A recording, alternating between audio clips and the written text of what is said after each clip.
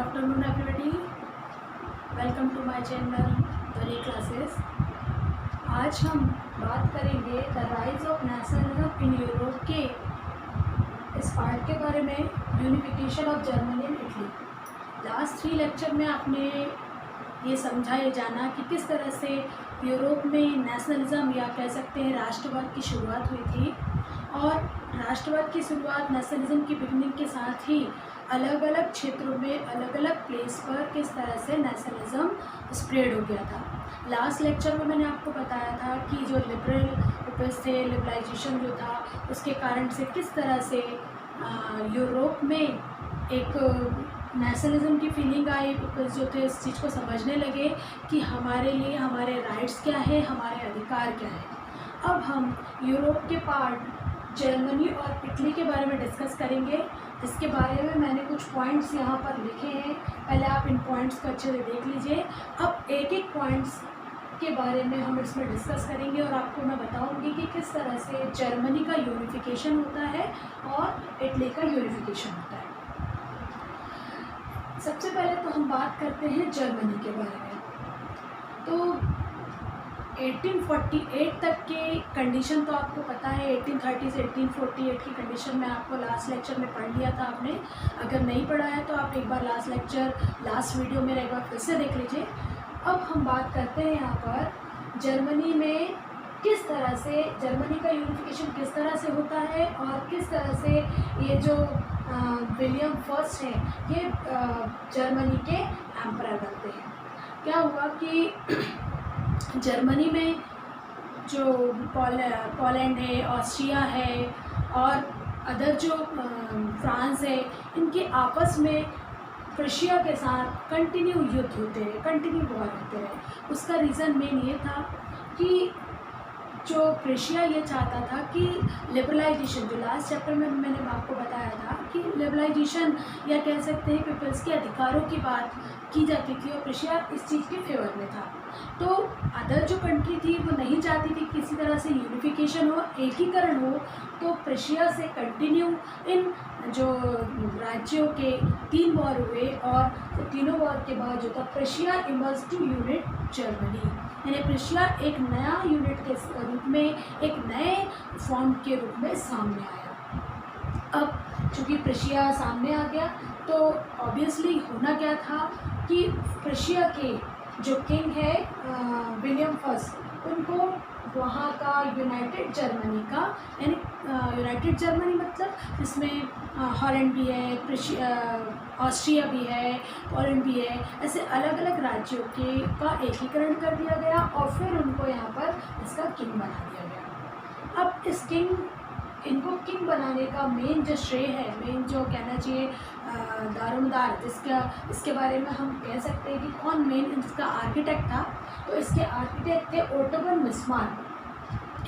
इनको इस प्रोसेस का आर्किटेक्चर बताया, यानी ये सब जर्मनी का यूनिफिकेशन कंप्लीट करने का जो श्रेय है किसको जाता है, क्रेडिट किसको जाता है, ओटो वन बिस्मार्क को। अब हुआ क्या, ये यूनिफिकेशन ऑफ जर्मनी होने के बाद, अब यूनिफिकेशन हुआ है तो उसके कुछ फ़ायदे भी तो होंगे। किस लिए यूनिफिकेशन हुआ, या उसके बाद जो थे प्लस पॉइंट क्या थे, पॉजिटिव पॉइंट क्या थे। तो पॉजिटिव पॉइंट यहाँ पर नए इमर्ज हुए थे। Currency, banking, legal and judicial system was legalised, यानी ये सब। इसके पहले हमने ये तो पढ़ा था कि किस तरह से जो पीपल्स जो है उनको राइट्स मिले थे। अब इसके बाद हमने ये समझा कि जब जर्मनी का यूनिफिकेशन हो गया, एकीकरण हो गया, तो सारी चीज़ें जैसे करेंसी है, करेंसी यानी जो भी वहाँ पे करेंसी वहाँ पे चल रही थी उस समय, बैंकिंग सिस्टम है या फिर जो जुडिशियल सिस्टम है, सबको लीगलाइज कर दिया गया। इस तरह से टोटल फाइनली जर्मनी का यहाँ पर यूनिफिकेशन होता है। और आपको बेसिकली कौन कौन से पॉइंट याद रखने हैं, एक तो ओटो वन बिस्मार्क के बारे में याद रखना है।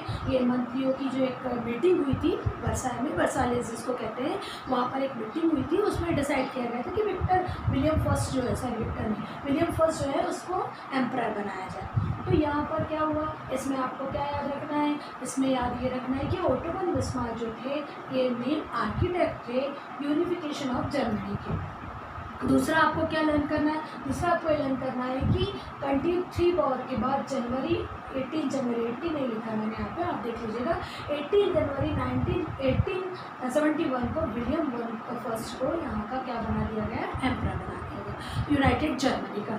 अब यूनाइटेड जर्मनी जैसे सिंपल सी बात है कि जैसे मान लीजिए अभी हम इंडिया में रहते हैं, इंडिया के अलग अलग स्टेट अलग अलग है। एक एग्जाम्पल आई एम गिविंग कि मध्य प्रदेश अलग है, छत्तीसगढ़ अलग है, या ऊपर बिहार अलग है। फिर अगर हम उसको यूनाइट करते हैं, तीनों को मिलाकर एक एम्परर बना दिया, लाइक दैट यहाँ पर भी ऐसा किया गया कि यूनाइटेड जर्मनी का किंग बना दिया गया विलियम फर्स्ट को। तो इस तरह से यूनिफिकेशन ऑफ जर्मनी कंप्लीट हुआ। अगर इसमें कोई डाउट हो तो फिर आप क्वेश्चन कर लेना, व्हाट्सअप कर देना, या फिर आप कमेंट में पूछ लेना। अब नेक्स्ट हम पढ़ते हैं यूनिफिकेशन ऑफ इटली। अब जिस तरह से जर्मनी का यूनिफिकेशन हुआ तो इटली का यूनिफिकेशन भी होना चाहिए, है ना। तो बेसिकली इटली के यूनिफिकेशन में हमें 3 व्यक्तियों को, 3 ऐसे महान विचारक, महान ऐसे रहे हैं जिनके बारे में हमको समझना है, और इसके शॉर्ट नोट्स आपके एग्ज़ाम में आते हैं। जैसे फर्स्ट थे गौसत मजीनी, है ना, जब से मजीनी कह सकते हो। फिर सेकंड थे गौसत गैरिबल्दी, थर्ड थे कैमल। ये 3 पर्सन ऐसे थे जिन्होंने अलग अलग तरीके से, अलग अलग आइडियाज़ से, अलग अलग जो उनके कहना चाहिए आइडियाज़ से, थॉट्स से, उनके अपने अपने नए तरीके से उन्होंने इसको यूनिफाइड किया था इटली को। अब ये कौन थे ऐसे मजीनी? लास्ट लेक्चर मैंने आपको बताया था कि यंग इटली का फॉर्मेशन किया था। यंग इटली बनाने वाले, यंग इटली के फाउंडर थे मजीनी, ये आप समझ गए। उसके बाद गैरिबल्दी को रेड शर्ट हीरो भी कहा जाता है। उन्होंने वहाँ के जो कई मिडिल क्लास पीपल्स हैं या कई लोग जो थे कह सकते हैं लिबरल पीपल्स हैं, सबको एक साथ कलेक्ट करके उनको मतलब कई अलग अलग जैसे कई विचारों को समझ, अपने आइडियाज़ बताए। तो ये इनके दोनों के इम्पोर्टेंट रोल है। फिर थर्ड थे कैवर को रियल मेकर ऑफ इटली भी कहा जाता है। इन्होंने इनकी आइडियोलॉजी, डिप्लोमेटिक आइडियोलॉजी से इटली को फॉर्मेशन में, इटली के यूनिफिकेशन में बहुत ही इम्पोर्टेंट रोल प्ले किया था। ये तीनों के जैसे यहाँ पर हमने ऑटोमन बिस्मार्क पढ़ा, formation of Germany, unification of Germany, वैसे ही यूनिफिकेशन ऑफ इटली के मेन दारोमदार, मेन कर्म योद्धा जिसको कह सकते हैं, मजीनी थे, गैरिबल्दी थे और कैमल थे। अब ये तीनों ने विक्टर एमुनल सेकेंड को 1861 में किंग बनाया। ये तीनों ने मिलकर क्या किया कि हम यहाँ पे इटली का जो किंग किसको बनाएंगे, विक्टर एमुनल सेकेंड को। अब इनको बनाने के पीछे भी कुछ ना कुछ तो बात रही होगी। ऐसे क्या इनमें ऐसा क्या था? इनमें ऐसा एक बहुत इम्पोर्टेंट बात थी कि ये 12 वर्षों तक, 12 ईयर्स तक सर्डिया पिरामिड के किंग रहे थे और अच्छे व्यक्ति थे, एक्सपीरियंस व्यक्ति थे। इस कारण से इनको इस यूनिफाइड इटली का किंग बनाया गया। और बाद में इनको फादर ऑफ द फादर के नाम से भी, या फादर ऑफ द फादर भी कहा गया। तो आपने देखा कि किस तरह से यूनिफिकेशन ऑफ जर्मनी होता है इटली। अच्छा, इटली के बारे में एक बात और बताना चाहती हूँ कि इटली के पीपल्स तो इतने वहाँ के इलिटरेट थे, इतने निरक्षर थे कि कई जो थे, कई ऐसे थे वो पुराने 20 साल पुराने बातों को समझते थे। जैसे वो समझते थे कि जो ला ऐसा कुछ नेम था उनका कि वो उनकी पत्नी है।